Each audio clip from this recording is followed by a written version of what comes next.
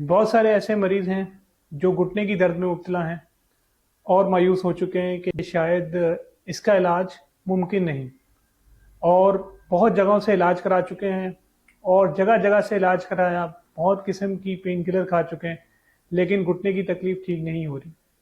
तो मेरे ख्याल में उन लोगों के लिए खुशखबरी भी है कि अब घुटने की तकलीफ के लिए हमारे पास स्टेम सेल मौजूद हैं। स्टेम सेल के ज़रिए हम वो घुटने जिसमें बहुत अरसे से तकलीफ होती है, बहुत अरसे से घुटना ख़राब हो चुका है और उस तकलीफ जो है पेन किलर से भी ठीक नहीं हो रही चुका है, तो ऐसे पेशेंट्स को हम स्टेम सेल्स भी लगा देते हैं, पीआरपी भी लगाते हैं। और देखा ये गया है, और इवन 5-6 साल से मैं देख रहा हूँ बहुत सारे ऐसे पेशेंट जिनमें इवन इंडिकेशन नहीं भी थी, उनमें पीआरपी ट्रीटमेंट किया तो उनकी जो दवाई है उसकी मिकदार कम हो गई। जो टैबलेट्स या पेन किलर वो 6 से 8 पेन किलर्स डेली खाते थे, तो उसकी मिकदार कम हो गई।